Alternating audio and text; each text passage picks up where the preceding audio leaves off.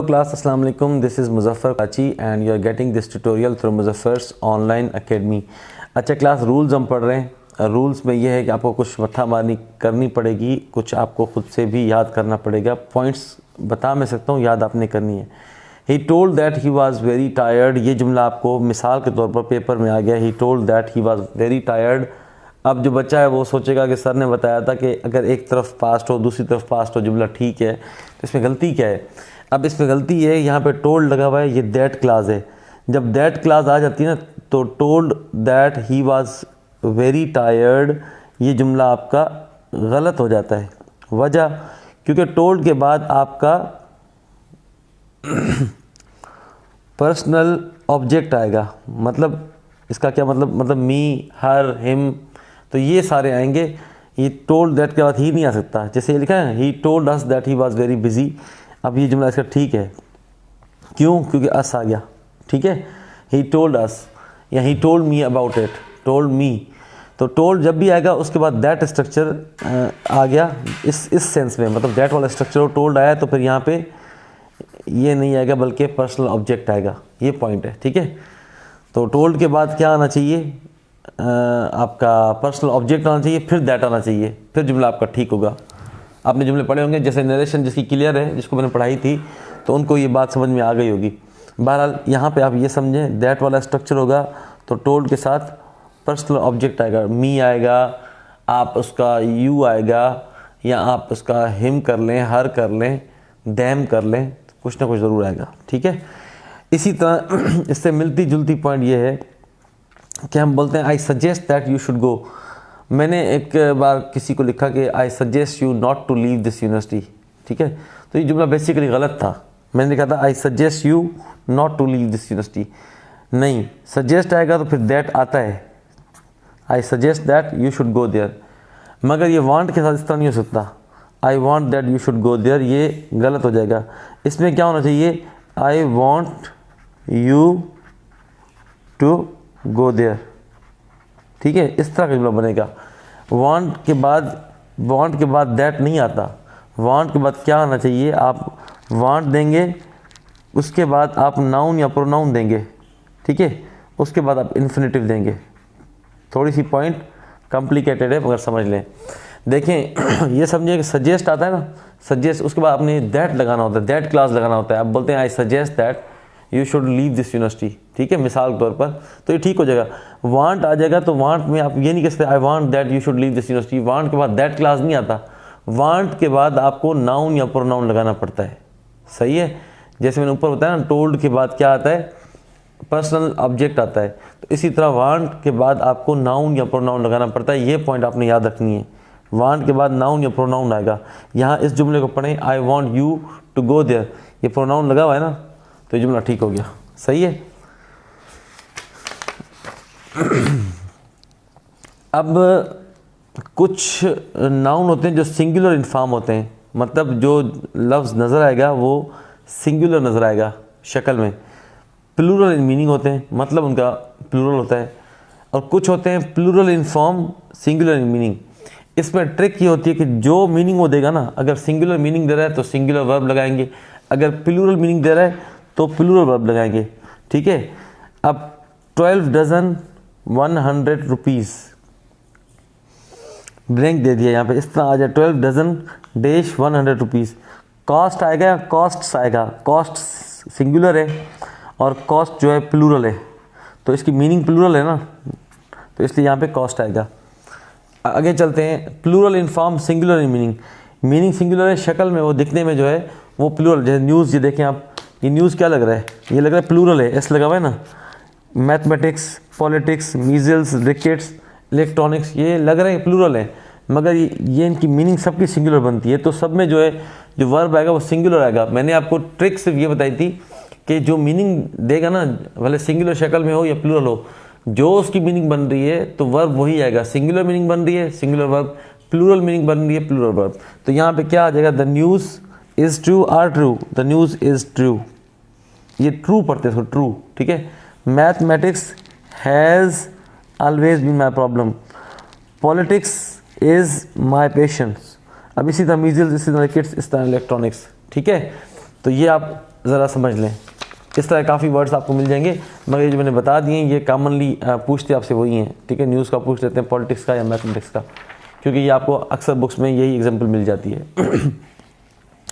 Imran Khan has seen many commander in chiefs in his life.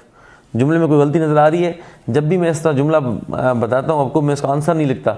वो मैं इसलिए आंसर नहीं लिखता कि आप पास करके आप खुद करके देखें पहले कि आपको आ रहा है। आप ये देखें ये देखें, इस तरह का जो वर्ड होता है उसको हम क्या बोलते हैं? Compound word. Compound word. अब कंपाउंड वर्ड का ये उसूल है कि उसमें जो प्रिंसिपल होता है, इसमें कमांडर इन चीफ्स, इसमें जो प्रिंसिपल वर्ड होगा उसमें एस लगती है। Imran Khan has seen many commanders in chief. Chiefs नहीं आएगा, बल्कि क्या आएगा?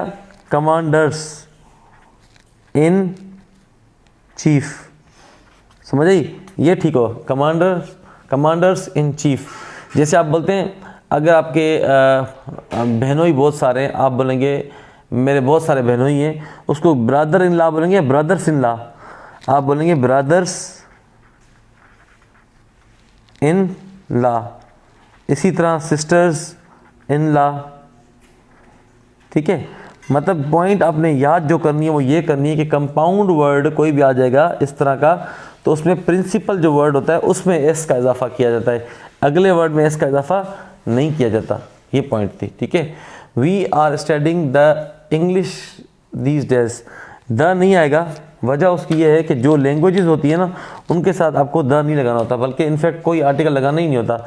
जब भी किसी लैंग्वेज का जिक्र आएगा, को लैंग्वेज कोई बात हो, फ्रेंच, स्पेनिश, कोई भी, तो आपने रूल याद करना है, नो आर्टिकल, ठीक है। कोई आर्टिकल के साथ लगता ही नहीं है। आगे चलते हैं, ये आसान सी पॉइंट है, ये आप सीख लिया। आगे चलते हैं। व्हेन आई सा a child he was crying the baby has torn her clothes. ये चाइल्ड है, ये बेबी है। जब आपको जेंडर क्लियर ना हो ना कि लड़का है या लड़की है, जेंडर क्लियर नहीं होता, तो वहाँ पे आप हिज या हर नहीं लगाते, ही हर ये नहीं, बल्कि क्या लगाएंगे? यहाँ पे लगाएंगे it was crying, it was crying. यहाँ पे क्या लगाएंगे? The baby has torn her clothes होगा? नहीं, इट्स क्लॉथ्स। मतलब जेंडर क्लियर नहीं है तो आपको क्या लगाना है? इट लगाना है, ना ही लगाना है ना शी लगाना है। क्यों? क्योंकि जेंडर क्लियर नहीं है, पता नहीं है बेबी बॉय है या बेबी गर्ल है। जब ये क्लियर नहीं होगा तो आपने फिर उसकी जगह क्या लगाना है? आपने इट लगा देना है, ठीक है। आगे चलते हैं। आई बॉट 2 डजन बनानाज, ठीक है। ये न्यूमेरिकल, इसको बोलते हैं न्यूमेरिकल। 1 2 3 कुछ भी लगाओ ना, इसको हम बोलते हैं न्यूमेरिकल। पेन चेंज कर लूँ ताकि आपको क्लियर हो जाए। अच्छा, आई बॉट 2 डजन बनानाज। तो इस पे क्या रूल है? रूल ये है कि जुमला ठीक है, बिल्कुल ठीक है। अब डज़न आएगा ना, 2 डजन्स नहीं आएगा यहाँ पे, 2 हंड्रेड्स नहीं आएगा। ये जो वर्ड बता रहा हूँ सारे, इनको देख लें, ये चेक भरते हुए भी आपको काम आएंगे। जब आप बैंक में जाते हैं ना, रेड पेन कहाँ गई? जब आप बैंक में जाते हैं ना, बैंक में, तब भी आपको ये काम आएगा। तो लोग बोलते हैं, लिखते हैं ना 10 मिलियंस रुपीज़, मिलियंस नहीं होगा, मिलियन होगा। 100 होता है, 1000 होता है, डजन होता है। मगर पॉइंट ये है कि न्यूमेरिकल उससे पहले आए, मतलब नंबर कोई पहले हो, 2 3 5 20 कुछ भी नंबर होगा ना, उसके बाद इन सारे वर्ड्स में नो एस का इजाफा नहीं होगा। ये पॉइंट है, जो रटा आप लगा लें, याद कर लें।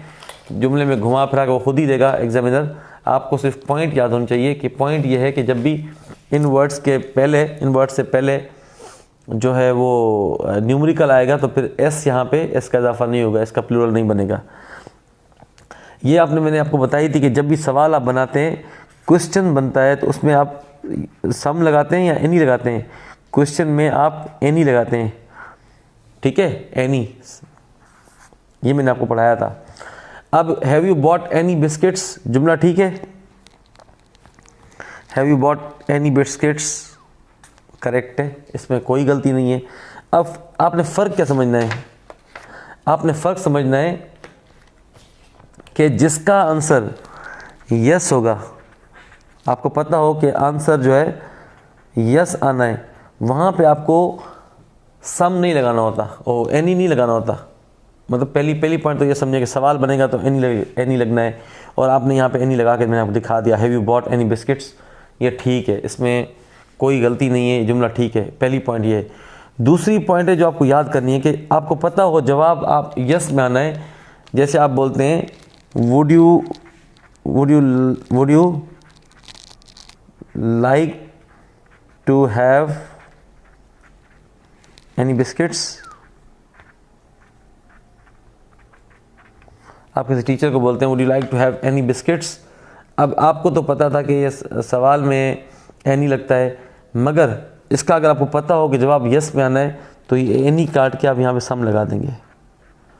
Would you like to have some biscuits, ठीक है, ऑफर इस तरह करते हैं, would you like to have some biscuits, ठीक है।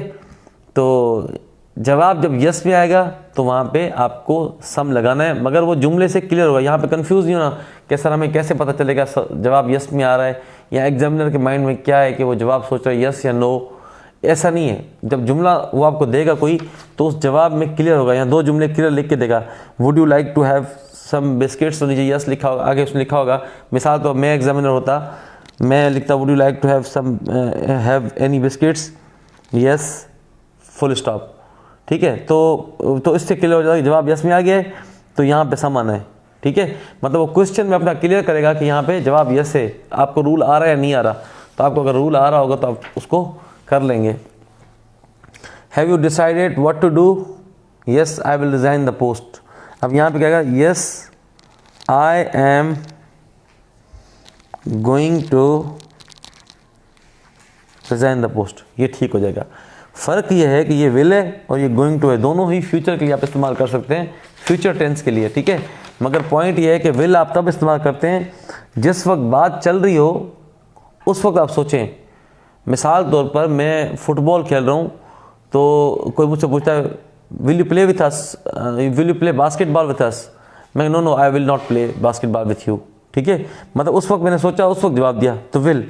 जब आपको पता हो कि वो डिसाइडेड है, मिसाल तौर पर आज रात 9 बजे हमने टिकट्स बुक करा लिए हैं, तो और आपको पता है 9 बजे हम जाएंगे, ये पहले डिसाइड हो गया ना, है तो फ्यूचर की बात, आपने पहले डिसाइड कर ली ना 9 बजे हम जाएंगे। तो फिर आप बोलेंगे I am going to witness a wonderful match today, ठीक है। मिसाल आप ग्राउंड जाना है, आप बोलेंगे I am going to witness a wonderful match today, बात फ्यूचर की है, गोइंग टू लगा रहे हैं। जैसे ये देखें I will resign the job, मतलब इसने सोच लिया ना मैं रिज़ाइन करूँगा, तो यहाँ पे विल नहीं आएगा, एम गोइंग टू आएगा। दोबारा रिपीट कर देता हूँ, विल वहाँ पे आता है जहाँ पे आप उस वक्त सोचें जब बात हो रही है, गोइंग टू वहाँ पे आता है जो चीज़ डिसाइडेड हो, फिर वहाँ पे आप गोइंग टू लगा देंगे। ये पॉइंट आप पढ़ चुके हैं, ठीक है। इंशाल्लाह ताला I will see you in the next video.